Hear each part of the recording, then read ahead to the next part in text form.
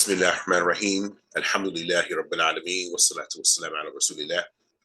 Um, a question came up about, or the question always comes up really of where to go um, in terms of hijrah. How do you make a decision? What are you looking for? How will you know when you've made the right choice? And the problem with sometimes with research is that the more you discover, the more you discover you don't know. It's like you uncover one layer and then there's another layer under that and another layer under that. And it begins to get to the point where you're just piling up information. And which is good, you need that, but you don't want to get stuck in analysis mode. So I'll tell you something that really helped me. And I think that I can relate this to most things that you want to venture into. So, for example, you wouldn't ride in a car without test driving it. You wouldn't buy a house or an apartment without going to look at the apartment, the neighborhood, and things of this nature. So, likewise, you shouldn't settle on a country to go to until you've actually been there. So, I would say the first order of business that you should concentrate on is saving enough money to get a ticket so that you can get a visa, okay, and that you can go over and go look for at the country for yourself. Things are extremely different on the ground in real time than they ever will be online. You will find many things that you discover that may be available to you that you'll never see on the internet. I found my first job just by going to the country. And I'll tell you, it was 2004. I went to Bahrain. A friend of mine invited me out. He had a villa. He had an extra room. He said, "Come on down here and look for yourself. Look for yourself." So I said, "Okay, fine." I saved up the money, round trip ticket. I got my visa. At that time, we could still get visas on arrival. So I paid 5 dinar at the airport when I arrived. I had a 2-week visa. I was able to do a lot of things. Number one, after having made multiple copies of my resume or CV, I was able to go to the areas. There are certain pockets that, like, they're all schools. That whole area is like an educational, I don't want to say district, but it's known that there are a lot of schools along that street, private schools, international schools, and government schools. And from there, I was able to go to a number of schools of which I had never saw online, ever. All right. Only now, because I had some time there, sometimes I'll see on either Dave's ESL or some other places where, those schools actually pop up. But many of the schools that I applied to, I'd never seen online. So if you don't see them online, you don't know they exist, and it limits what you can do in terms of reconnaissance. You have a limited amount of information that you can draw on because there's not much available there because everybody doesn't post things online. And one thing I tell you about the Middle East in particular is that people do a lot of things online in the Middle East for window dressing.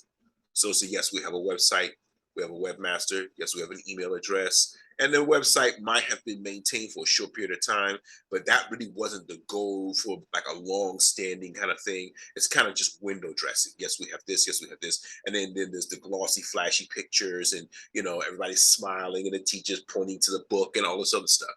When you get on the ground there, you get to see what really happens. And I have been to many places where during the interview, I was asked to take a walk through the school. You can do that. I'm talking from a teaching standpoint when I was going for a teaching job. I asked to take a tour of the school, and they will show you around, show you the different buildings and, all everywhere where the teachers propagate in the classrooms. And that was my thing. I wanted to see the classrooms. Excuse me. I wanted to see the classrooms. I wanted to see what was the racial makeup of the teachers. I wanted to see how the students interact with the teachers and vice versa. I wanted to get an idea of like the overall grounds. Is it a big school? Is it a small school? Is it well maintained? Because all of those things in my mind kind of testify to the vibe or the environment of the school. I was able to meet with a lot of the administrative people that work in those schools, the secretaries, the principals, the assistant principals, the general managers. I was able to meet with a lot of people, and find out who does what and who's responsible for what and what the process is and so forth. The other thing I was able to do from a practical standpoint, because this is the sole reason why I went. I went A, to look for work, and then B, I went to actually look around for the things I know I'd use in my daily life. So I'm going to the grocery stores. I went in the big grocery stores, and I went in the little small stores. And in the big grocery stores, I saw how, they have the what they call the international products. Some of them have where you can get kind of food like, some things that you buy from your home. I saw the franchises, I saw the restaurants. But I remember walking in a place called was it Lulu? Yeah, it was Lulu. Lulu, and there's another one. I forget the name of the place, but it's a big store. And I just remember going through all the aisles looking for stuff that I would normally use at my house, like flour or spices or cereal or bread or meat, and just kind of getting an idea of the cost. And what I was doing, I was actually taking pictures with my phone of the product and the price, because I was building like a portfolio. So I can come back and I can show my family, okay, this is how much chicken costs, this is how much lamb costs, this is how much you can pay for a can of coffee. These are some of the restaurants here, So it was a reconnaissance to it in every respect. Then I went around to the Akaria, or the real estate office. So I want to talk to the real estate agents. How do you go about securing an apartment in the Middle East? Do you go through a school? Do you go on your own? And if so, what's the process? What do I need to do? Then I got a chance to actually take a tour of some of the areas in which new construction was being built, and that's a really good plus when we talk about uh, moving in the Middle East, because as certain people like to describe the Middle East as a developing country. And from what I heard one time was that a developing country is actually a better place to go to, because the infrastructure is still being built. So it's going to be a bit more modern than your existing first world, second world countries, right? Everything in the more developed nations, you have to kind of, I won't say tear down, but you have to rearrange or redo or rebuild the infrastructure if you want to incorporate something new. Whereas in a developing country, the tech and the modernization is kind of built in as the city builds up. So this is a good thing. Likewise, it's the same thing with housing. And there is a housing shortage, which is why there's a lot of property being built. But what that affords you to do, it affords you the opportunity to find a brand new place where you don't have to basically move in on somebody's dirt. You don't have to worry that the person who was there or the family who was there before you trashed the place out, left it in a shambles, and then you're coming in on top of that. So a lot of these places, they're brand new places. You are the first tenant. And since you're the first tenant, you get to talk and ask questions. Many places you get a chance to actually walk through the place and look around. You can see all the bedrooms. If it has a balcony, you can go to the balcony. You can see outside what your view going to be like. You can see something of the neighborhood. I got a chance to move to ride around in public transportation. How much is the average airfare from the airport to where I'm going? If I want to go to the store, what areas are have what I need in terms of your convenience stores, your grocery stores and supermarkets, restaurants, pharmacies, which is a real big thing. Where are the banks at? So you really get a chance to see the country. You don't get a chance to see the country online. What you see is what's available, but you don't see it. And then I got a chance to see the people. Okay.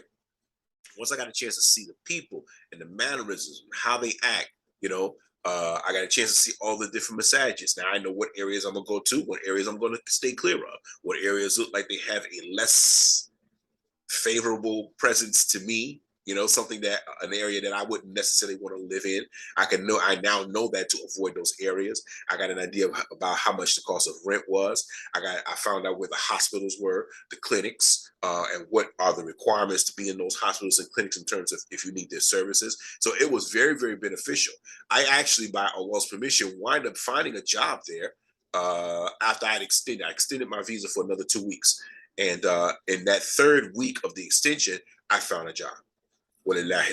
So now I'll make my plans. I come back, I'm going to save up the rest of my money, and then, let the family know, hey, I got something, and then they're expecting me on the start date and like that. So I would say the best thing to do as you are doing your research is what I would do is I would narrow it down. I've got a list of places I want to go to. So instead of asking people how it is, because every person's experience is going to be relevant. Okay, some people didn't like Saudi at all, and there are people to this day. Walillahi alhamd, I've never experienced this. Subhanallah. Maybe I'm naive, maybe I'm green, maybe my eyes is closed. I don't know. But there are a lot of people who say that Saudi Arabia is very racist. I never encountered this. I never encountered this. I was in Saudi for 3 years. There are a lot of people who say Arabs in general are racist. I have never experienced this. So, you know, each person's experience is going to be different. There are some people who had bad run-ins with, you know, the local people. There are some people who just didn't like the culture. When they saw stuff, they was like, this doesn't look right to me. I can't deal with this. You know, each person's experience is going to be relevant. So if we say, well, what's the best country to live in? What's the best, you know, area to live in? What's the best amount to pay for rent? What is the cost of living like? The typical questions that we ask when we're doing our research is only going to give you a window to look out of. It's only going to be a window, you know, and you can only look so far.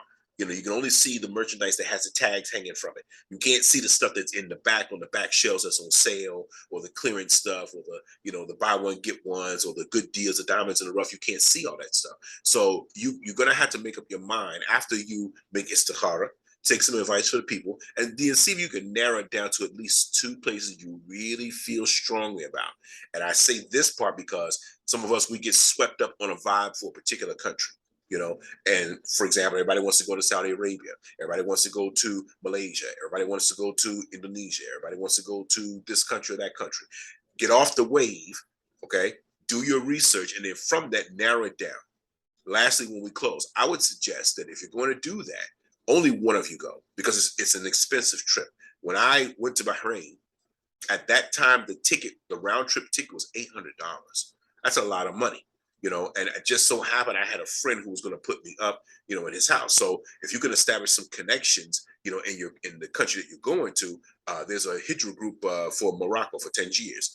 And a lot of brothers are like, hey, I'm coming through, you know, next week or whatever, you know. Brothers, hey, you can stay with me. I got an extra room, you know, come through. I'm living by myself, you know, it's okay. I got space. Come on through. So if you can establish some ground contacts, that's going to save you a lot of money in hotel expenses, and then give you the freedom financially to really move around and look around, because in some of these places you're going to have to take taxis wherever you go. It may be just too far or too hot to just walk. So one of you go, you make a note, a list of everything that you want to check out. Okay, everything from food to real estate, to transportation, hospitals, schools, employment, all of that stuff, even the newspapers. Okay, because sometimes you find those little diamond in the rough in the newspapers. And do they have English newspapers in the country? Do they have an English Arabic newspaper? Do they have a national newspaper? You can find a lot of information in there. These are things you can't get online. So one person goes, you make a laundry list of everything that you want to explore, and then that's what you're there for, to do recon. Okay, you want to do recon, and I probably would add to that, you know, a place where, like, you know, activities for the family and things like that. Because the reality is also, if you're a man and your wife isn't working, they're going to be in the house all day. And if you have children that are not of school age, they're going to be in the house with the children all day long. So for them, they're not going to get the same experience that you would get being out and about and meeting people and discovering things and like that. That could probably be another video in itself. But you want to look for, like, you know, family oriented entertainment places where people can go. For example, in Kuwait, there's lots of amusement parks and family centers for kids. A lot of things are structured toward children and with the kids in mind, so that you have that kind of release, you know. See if there's any sisters groups and things like that, you know, but you don't know that stuff until you actually land. So this is my advice to you when you are considering making hijrah. Get a ticket and do some reconnaissance for yourself, and then you can get a real-time picture of what exactly you will be in store for when you get there. I would say, I will remind you, or I'll close, I'll say, if you have gotten any benefit from the video, please like and subscribe, and hit the notification button at the bottom so that you can be notified when we get new videos. أقول قولي هذا واستغفر الله لي ولكم والسلام عليكم ورحمة الله وبركاته.